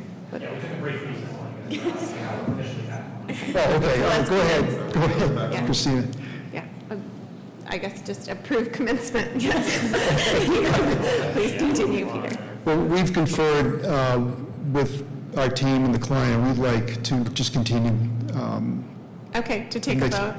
No, don't take a vote. We want, Okay. yeah, we would just Okay. want to, I make a motion that we continue this application until such time as the applicant is ready to resubmit. On a date certain, on May 16th. Let's, you want to put in May 16th? sure, yep. We'll put in May. If you change it, that's, Okay, that's fine, but what I would appreciate is a clear list of written comments that you all agree on that we can respond to, and that they be very thorough, well thought through, so that we don't have additional comments that come up in May. then before we vote on the motion to continue, let me make an attempt at that. So I was looking back through our notes from the informal review, and the DRC recognizes that the applicant is responding to the desire of the community to provide additional housing, and in doing so, the applicant is requesting that the building is longer and taller with more stories than the previous application. But there is a provision in the code saying that you can be 70 feet in height if you have 20% of affordable units. Correct. And so we have stated, I think consistently, and I see it here, that we had concerns with the voids breaks in the building, that while it may meet the letter of the form code, it still appears to be one monolithic building with minimal change between the expressions in the building. So what I've heard today is that break in the building in terms of material and depth and transparency and actual pedestrian connection does not meet the intent of our understanding of the intent of the guidelines. I think we've also heard some the materiality, whether the brick comes down or not. There's different ways to express that. Okay. I don't think that's if you want to explore that, that's fine. I don't think that's a condition necessarily. I think there's different ways to do that. I would say that you basically have two different materials, and they're used in very conventional ways that are not necessarily even in keeping with the character, necessarily with the entirety of the character of the River Arts District, that there's additional things you could do, and that the guidelines, I can't remember the term that they use, but it's... I think it's something like experimental material or... Conventionality, I can't remember. It's in the guidelines. That there's more that you could be doing with the materiality of the building, and then I'd say that the mass of the building is just at that length, with one pretty much continuous roof line with two breaks in it. It's a very, very tall, very massive building, and so if there's anything that you can do to push the face back, I think Robin suggested even like 5 feet, and I think she suggested, your area, but I don't. I think those moves. And look at the rear elevation a little. Yeah. I do. I think it's got a bit of a. I was about to say something wrong. Yes, you could look at that. Okay. Is that clear? Say something about the plaza too, so we have some clarity on Okay, so that. for the plaza, what you've done is you've got a single connection to the sidewalk. If I understood our esteemed landscape colleagues that didn't even come and yell at us, is that what they were looking for was something that the general public could move in and out of, not just something that was a kind of a cul-de-sac for, or only for the residents, but was something that the public would be moving through. Possibly joined in with that, but that was what I understood. That was more of an extension of the sidewalk experience instead of just a bulb out before you walk into the building. Okay. And let me add, while you got that view up, the transition, I think, going vertically, the transition between brick and cement panel works itself out, but there are some vertical seams that it looks like the brick and the cement panels are like on the same plane. Well, if he pushes it back, Yeah, you need to articulate transition between the brick material and the cement panel on your vertical joints. You can see it right there on the very parapet. Yeah, It almost looks like paint. Yeah. The brick looks like paint. And one more thing, last time we did talk about a pedestrian connection from the remote parking lot, that there's some conversation that after you park your car, you have to kind of walk out the driveway apron or walk through a planting strip. Do you remember that? I do remember that. You know, that's an interesting point, because somewhere in one of our discussions that we determined that we wanted to use the existing crosswalk that's there now, and then have rather than add a second crosswalk. And what you're saying is I think how you walk through the parking. I think what it was instead of having to get out of your car and just walk across the grass to the sidewalk by Riverside or walk along, there needed to be more thought within that parking area about how you got over to that crosswalk. Okay. Yeah, that people would just end up walking between trees and stuff, which they'd end up doing anyways, but you might want to recognize that in your site plan. Right. That people aren't going to want to, and I don't know what you're going to have planted there. And one more small comment, as you pull into that remote parking lot, to me, if you just shift one of those planting islands over to align with that, you're not looking at the back of cars as you come in, so it'd be nice where you have a driveway connection from the street to the river, that you actually maybe be able to see the river there. Does that make sense? So just shift a planting island over, so when you pull into that driveway, you're not looking at cars. You see the island. Yeah. Good. Okay. Do I need to make the motion? Yes, let's have it. I'd like to move that we continue this application to the May 16th meeting. Do you have a second? Second. Okay. All those in favor? Aye. Okay. Okay, thank you very much. Will, I just have a technical question. Yeah. When we are continuing a formal review, do we take public comment or? Oops. Not if it's being continued. Okay. But you do have discretion on that. Okay. Yep. Sounds good. Thank you. That's a good question. Might want to ask. Is there any public comment? No. On that project. Okay. All right. Let's move on to the next business. 375 Long Shoals Road. So I'm just going to introduce this project and turn it over to the project applicant.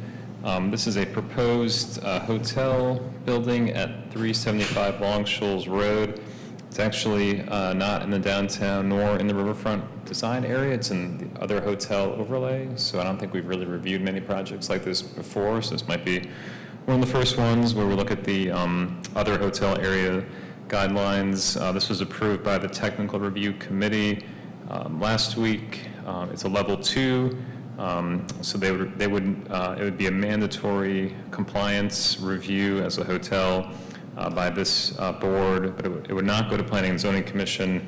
And once they received approval from you all, then they would be working on their final TRC and that kind of thing. So I'll turn it over to the applicant to introduce himself and his team, and he will introduce the project and talk to you all about the design, and yeah. Thank you. Two fingers on this real fast. Okay, yeah, we'll see how this goes.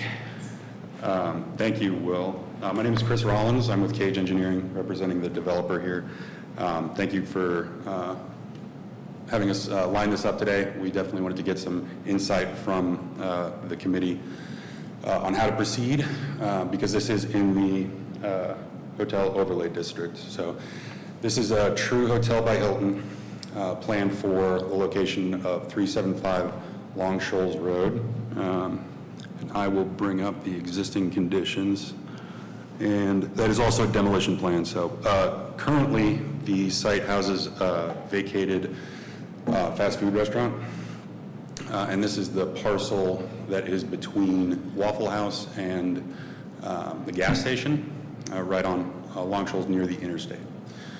So our goal in being here today, essentially, in this preliminary informal review, is to get a sense of the site design guidelines and how y'all kind of perceive our layout and our design, and that is the master plan, and get a sense of how this looks to you guys, and also get some guidance and direction on the architectural elements, because it is hotel overlay district.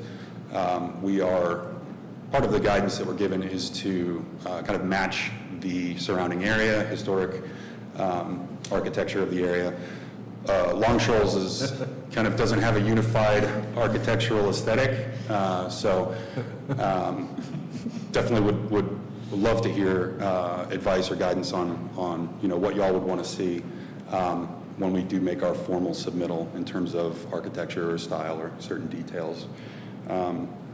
So yeah, have y'all had a chance to review these? Okay. I guess I'm curious what initial thoughts are, if there are any red flags or anything that stands out immediately that we could take note of and try and work on. Sure, we can open up for comment.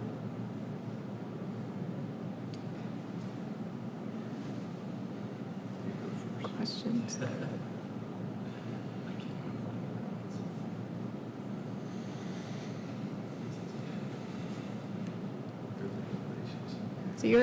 it's kind of across from Biltmore Park, right? It is, yeah. It's almost directly across. And I think that would be the closest area that does have kind of a unified aesthetic. Yes. There is I think 4 or 5 story Park Ridge Medical Building that is a couple buildings away that has its own kind of unique style. Brick, yeah. I'm not sure if we would want to move in that direction or if there's another vision for the future of this area in that regard.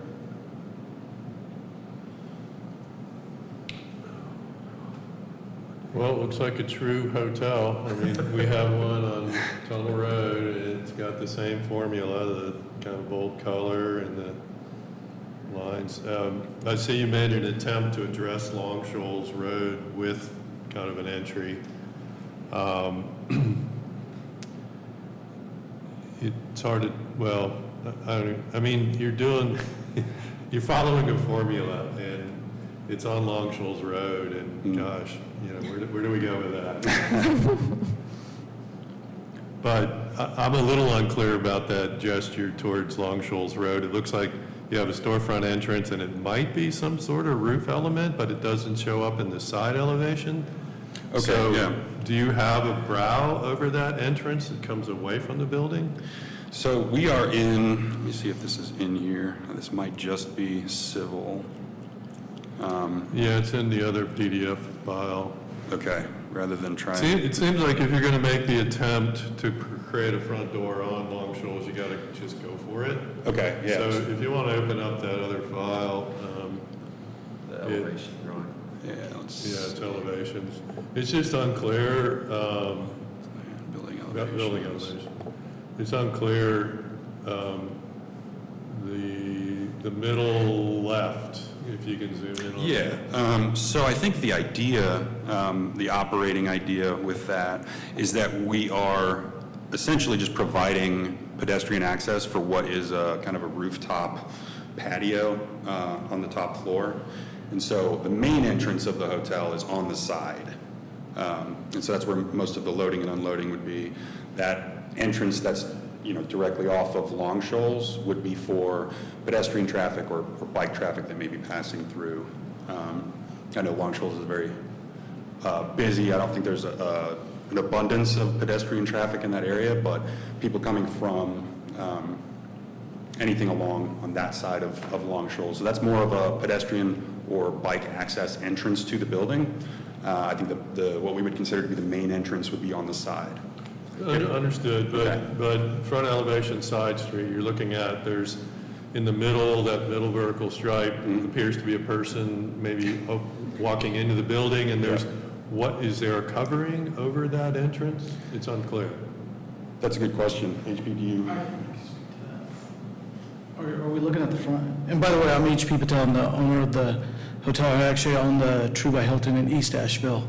And coincidentally, you guys are talking about first hotel coming to DRC outside of downtown or River Arts. I took the East Asheville one to City Council as the first hotel Nice. after they had, after the lawsuit over the Embassy Suites project. So that was on the border of the city and county. And I don't know if you guys remember, that was a 120-room Days Inn that got torn down by the city. We bought it with the intention of rebuilding a hotel back in 2009.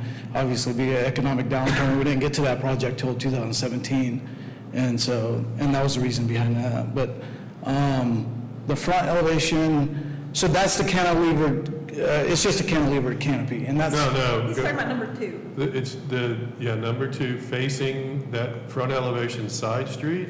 Where that little guy is, Jim. That's the building facade facing Long Shoals.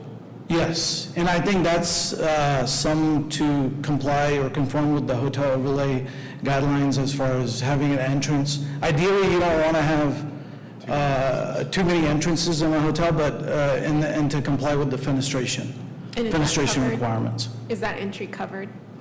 Maybe like a cantilevered, Okay. canopy there as well. So my comment would be, and we have this kind of interaction with most applicants, is I understand your clientele mostly arrives by car, but hopefully in the future, and hopefully maybe somebody will walk across the street and they won't want to engage the parking lot in the car.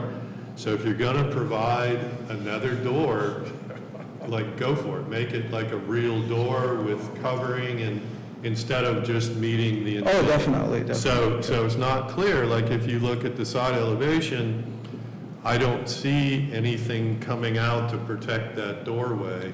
Yeah, and those kind of things can, I think the architect still hasn't kind of finalized that, but definitely we would want, and any entrances are typically secured by key card entry in hotels anyway, so for security, that would be added, but yeah, for future use. Yeah, so a proper again, on doorway. drawing number 2, you can see a brow coming out to the side, the parking lot, which looks to cover an entrance and articulate an entrance. But it's not clear if you're doing the same on this kind of ceremonial gesture towards Long Street. So that would be my comment, like, if you're gonna create a front door there, like, make it feel like a real front door too. Right, and that cantilevered canopy could probably be copied to make it look similar. And Turn right, the prototypical one that would be on the front. And speaking to what Chris was mentioning as far as design, a lot of this is prototypical. I mean, the brand just came out. Hilton introduced the brand in 2016. The first one was built in 17. By the time we opened ours in East Asheville in 2021, 3 years ago, we were already the 197th hotel to open in the country. So they're already up to like 300 hotels open. So, and the majority are all, they have the similar design features. And by the time we come back to the official DRC, we'd bring a proper rendering with color that That would you be would great. see. And further feedback on the site plans, same thing, there's kind of a recognition, if you go back to the other PDF files. L.2. Go to the landscape plan, L.2 is the best one. So scroll down to the one that shows, oh, that one's probably good, if you can zoom in. Sure. Kind of that end of the building facing Long Shoals, so far, I don't know, it seems like it's a back door, kind of like trying to say it's a front door, so, and I get it, that not many people are gonna kind of come off of Long Shoals, but like, do what you can to make it look like it's addressing the street instead of a required door. That makes sense, yeah, understood. Well, that's the first view people are gonna see when they're driving there Yeah, anyway. Yeah, so- that's true. yeah, Yeah. okay. And there's opportunity, I mean, you have that setback, you're gonna have to landscape and all that, so why not have some fun in there? Yeah, spice and, it you know, up. Make a space Yeah. and make it a, you know, a nice space. Absolutely, okay. Are you exceeding any of the requirements, like for stormwater or green roofs or? So we're still in our final stormwater design phase, essentially.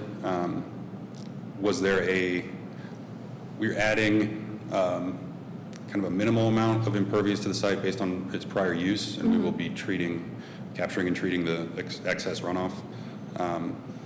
Was there a specific concern regarding that, or? Our landscape architects aren't here today, but I know that they will encourage anything that you can Okay. add. Yeah, absolutely. That benefits. Okay. Well, and again, to further that, it looks like your storefront ground level glazing does turn the corner there from the parking lot frontage.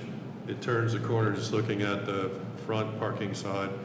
So, I think you need to take the canopy around, so. Yeah. You already have this little corner element on that corner right there, and I think you need to bring that front canopy on around to your front entrance.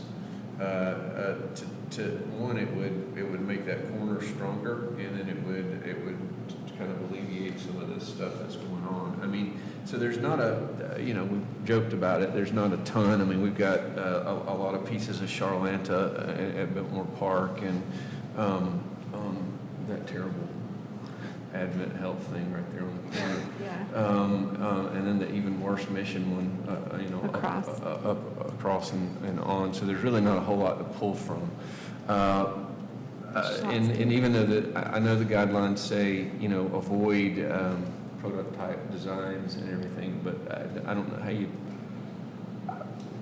I think you can make this enough of its own thing that it does that. And honestly, I think taking that canopy around the corner so that you're addressing both the street and your actual drop-off is a move in that direction. Do you mind if I show you? So we've got a rough draft of what it's going to look like. So I just pulled it up on my email. So take See, this this is blue what- piece, take that blue piece, Right. and take it underneath and wrap it around the corner.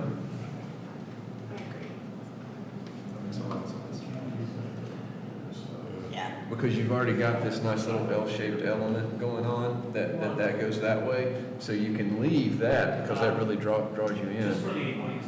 Oh, yeah. So we can add like. If you, you can put on that. You can put it on there. That, just- Oh, okay, cool. Yeah, it's. Yeah, it's public comment. But it gives a little. Okay. thank you. Perfect. So again, if you, I think, the L shape, that corner wrap with the L is already drawing you in, but then if you took that blue canopy and you wrapped it around the front and then just stopped it at that front door, boom. Yeah. Okay.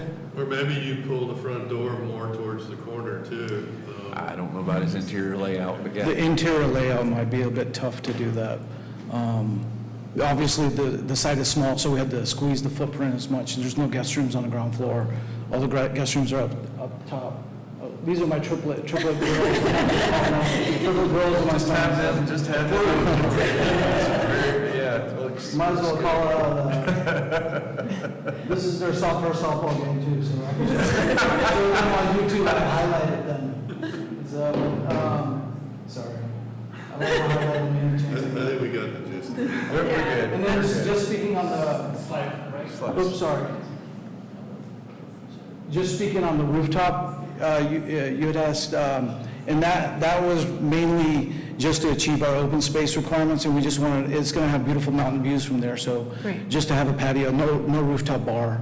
It's just a lounge area that's going to connect to a fitness center and a meeting room up on the top floor. Thank you. Thank you. Thank you.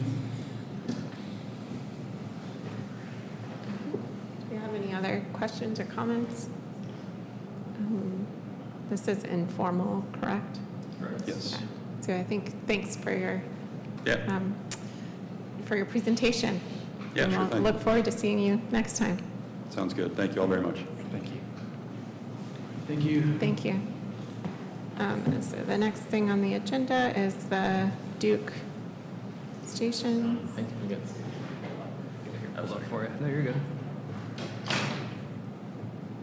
Just queuing up the applicant's presentation. This is an informal review for a, basically, it's the Patton Avenue substation that was conditional zoning from a few years ago. I'll let the applicant speak a little more to the technical side of things, but essentially, this is an informal review for a temporary condition for the substation. That would be an open-air substation while some other utility work is done prior to the final enclosed substation that was previously approved being constructed. So if I can understand, they have to do this one so they can then do the one downtown behind the Thomas Wolfe. It's my And then they get understanding that that- one done, then they come back over here, take this one down, put the gas insulated one in. That's my understanding. I'll defer to the experts on that. Yeah, and then the little old lady can get home for dinner. Okay, got it. So I'm Justin Brown, I'm the project manager with Duke Energy, and yep, you explained it right. This is, the site was previously approved just for the gas insulated substation. Since we want to use it temporarily for a air insulated substation, we have to come back to get that commissional or temporary zoning amendment approved. And you described it accurately. Since we're overlapping the new substation with the old, we need to build this temporary sub to support the downtown grid while we're doing that construction. Just because I'm stupid, why can't we build the new gas one and it's just before you, and it do what it needs to do for the next one? That would be ideal. It's mainly due to the health of the old one, with how long it's going to take to engineer and design and procure all the equipment for the gas insulated substation. Thank you. We feel it's prudent to replace the 70-year-old substation as soon as This is possible. more expensive doing it twice, yes? It will be more expensive, yes. Okay.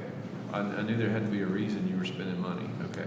Yeah, no, it's definitely not ideal. It's just kind of how the timelines have worked out. Can you talk about that timeline? Like, Yeah. what does temporary mean? So temporary should be through the end of 2025. That is our goal right now. It could be removed very early in 26 if things take longer than expected, but our goal is to have it ripped out at the end of 2025, and then that leaves 26 and 27 for construction of the gas insulated substation. So you're saying that the one downtown would be done by 2025? That is our goal. Wow. Okay.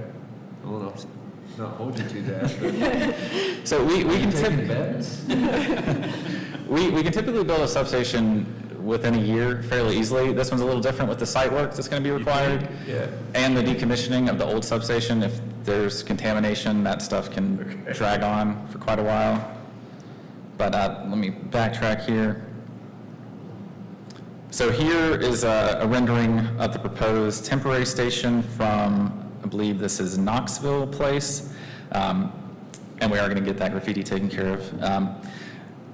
There's not a huge amount of traffic on this road, but we're trying to show you the heights of the structures that are going to be installed. We are considering a perimeter fence around the entire property. What we've showed is a 7-foot chain link plus 1 foot of barbed wire. If you're opposed to the barbed wire, I think we're okay getting rid of that since we do have the interior fence that's kind of the backup protection. One thing that did come up when we talked to the neighbors at Patton, they didn't love the idea of screening. They were worried people were going to get behind there and start camping out. I think when we're actively in there and in and out every day, I don't think that's going to be a huge problem. So for this, we showed just privacy slats in the chain link. If you guys have preferences for other types of screening, we're open to that. Can you talk about why you're coming almost all the way out to Klingman, or is it Klingman there? Yes, so we're going to use basically the grassy areas for laydown while we're building the substation at Vanderbilt.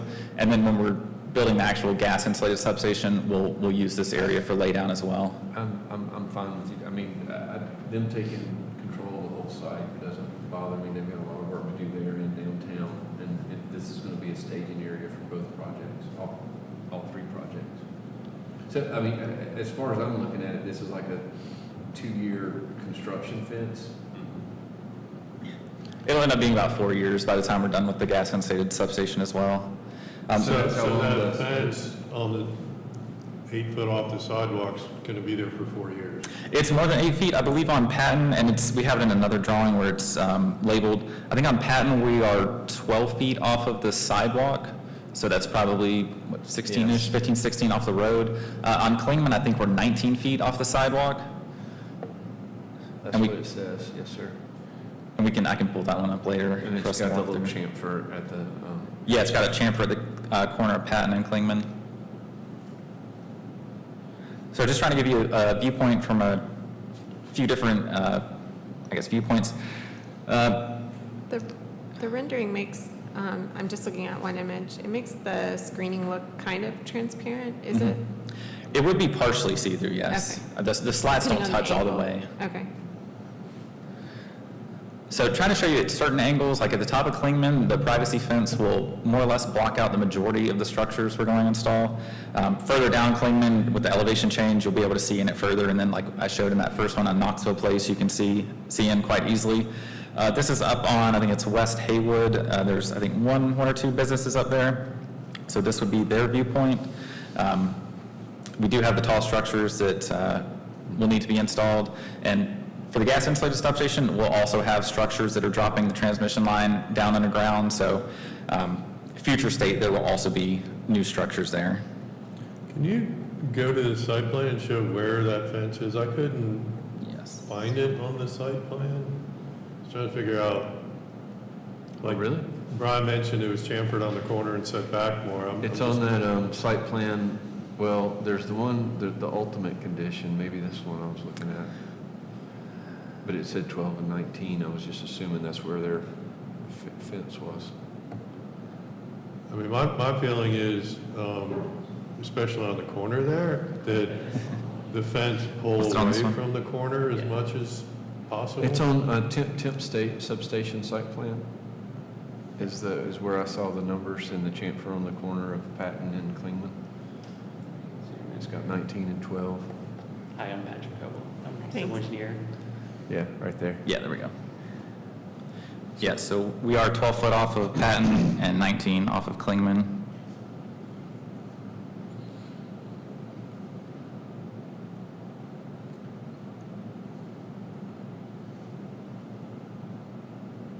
Okay. I mean, it's kind of a gateway to our downtown, and so, does anybody feel like it'd be better if that fence pulled off that corner a little bit? Or does They've got it pulled off. It's chamfered right there. Yeah, Is that what you're talking about? yeah, I mean, or, is everybody cool with that? I think it's a construction fence. I mean, so my 4 years.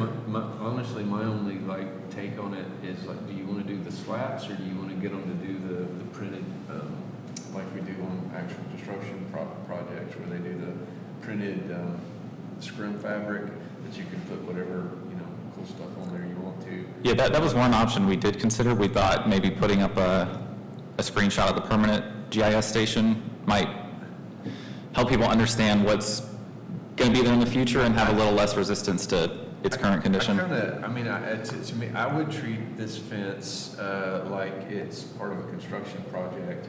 And so having the rendering,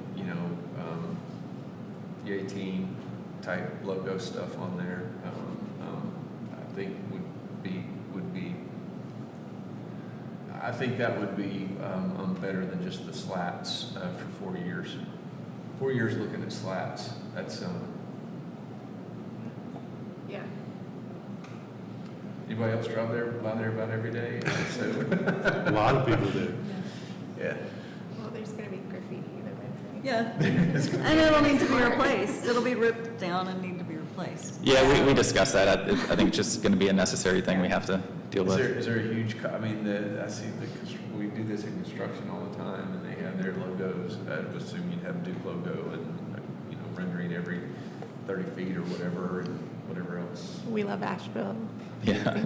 Gosh, I would think we could get more creative than that. Yeah. If you guys send us something, we'll print it out. We would have to. You heard him say civil. I'm just joking. I'm just joking. Yes, you would. Exactly. Well, it seems like, I guess you're engaging the weekend neighborhood. Yeah, we've met with them several times now. Seems like there's probably some artists there that can throw you some sort of digital file. Yeah. If you're gonna print something out, I'm sure there's creative people around.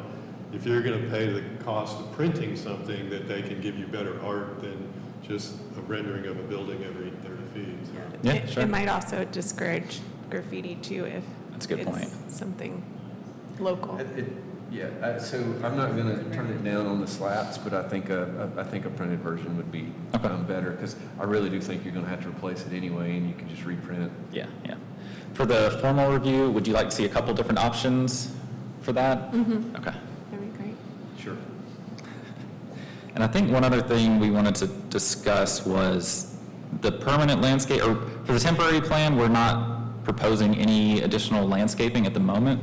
The permanent plan does have landscaping on Patton and Knoxville, but I don't think there was anything required on Klingman. Since this will be there for a while, I wasn't sure if you guys wanted us to try to install any of the permanently required landscaping ahead of time, or leave as is for now. I don't think so. They're not making you do any street trees? Not on Klingman. I'm not sure if this is part of it, but I guess there was an idea that there might be future right-of-way dedication. Oh, no, I remember this, because you guys were gonna, that whole parcel, those two lots were for future development.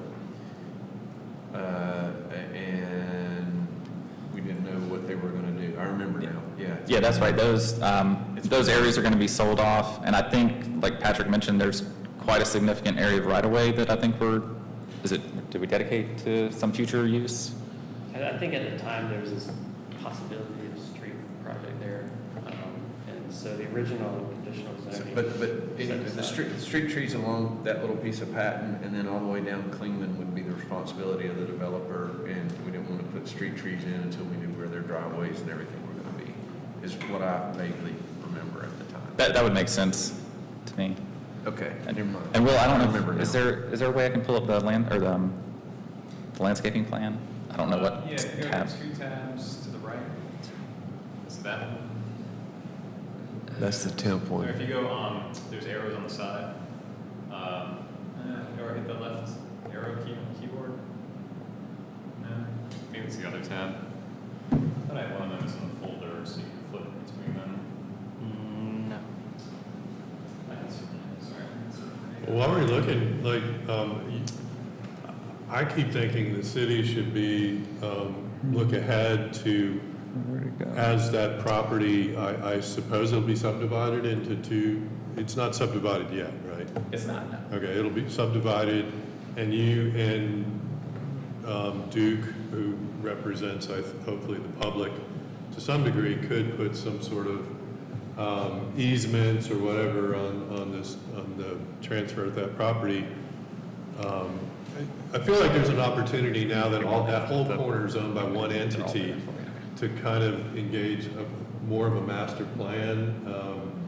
And I don't know how to go about doing that, and included in that, in the development of it on the parcel, there's also how to enhance the corner of Klingman, Haywood, and Patton as the highway project moves ahead. That's not remotely part of any of this project, but yes. I'm just killing time while they were doing that to talk to the 2 people here about just encouraging them to stay part of a broader vision for this property that I think most of the citizens in the city hope for. Oh, yeah. Well, it's actually, that's actually also, Michael, a part of the some of the stuff we've been talking about with the patent corridor with DOT, because it's all kind of in the same bucket. Okay, so did you get what you needed from us? Prefer some kind of printed screen. Yep. The location of the fence is fine. I don't know that you need to do any permanent landscaping for this temporary measure at this time. Great. Questions? Good. Thank you. Thank you all. Thank you. Thanks for sitting through. I have a motion to adjourn. Oh, we're done? I think so. A second. Wait. Oh, yeah. Public comment over there. Do we do public comment on informal? No. There was an email about something that, Yeah, it had nothing to do with this project. It was that Thompson Street project that's going to TRC. It's not even coming here. Okay.